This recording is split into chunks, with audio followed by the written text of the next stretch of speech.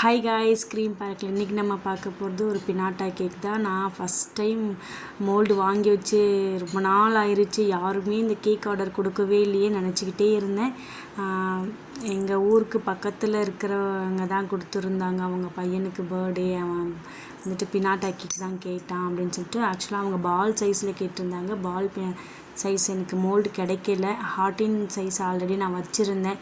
So அந்த ஷேப்பில் தான் பண்ணியிருந்தேன். அவங்க ஓகே சொல்லிட்டாங்க. ஸோ எடுக்கும்போது ரொம்பவே பயந்துட்டு தான் இருந்தேன். ஏன்னா ஃபஸ்ட் டைம் செய்கிறேன். ரொம்ப பிரேக் ஆகிருச்சு.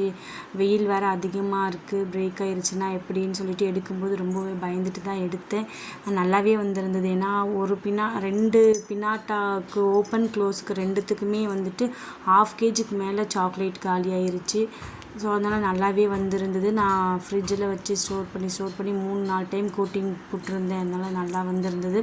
அதில் ஃபில்லிங்ஸ் வந்து ரசமலாய் ஃப்ளேவர் கேட்டிருந்தாங்க. ஸோ ரசமலாய் ஃப்ளேவர், அதுக்கு மேலே நட்ஸு, அதுக்கு மேலே ஒயிட் சாக்லேட் எல்லாமே கொடுத்து டிசைன்ஸ் கம்ப்ளீட் பண்ணியாச்சு. மேலே வந்துட்டு ஹாப்பி பர்த்டே டாப்பர் மட்டும் வச்சுட்டு சுகர் பால்ஸ் கொஞ்சோண்டு போட்டு ரோஸோட டிசைன் போட்டிருந்தேன். அதுக்கு மேலே பினாட்டாவை சேவ் பண்ணிவிட்டு சைடில் ரிப்பன் வச்சுருந்து பேர் மட்டும் ஃபிக்ஸ் பண்ணி வச்சுருந்தேன்.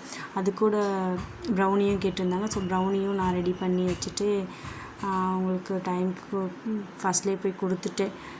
ஸோ ஃபஸ்ட் டைம் நான் செஞ்ச பினாட்டா கேக் எப்படி இருந்துச்சுன்னு கமெண்ட் பண்ணுங்கள். இந்த மாதிரி கேக்ஸ் தேவைன்னா க்ரீம் பார்க் கால் பண்ணி ஆர்டர் ப்ளேஸ் பண்ணுங்கள். தேங்க்யூ.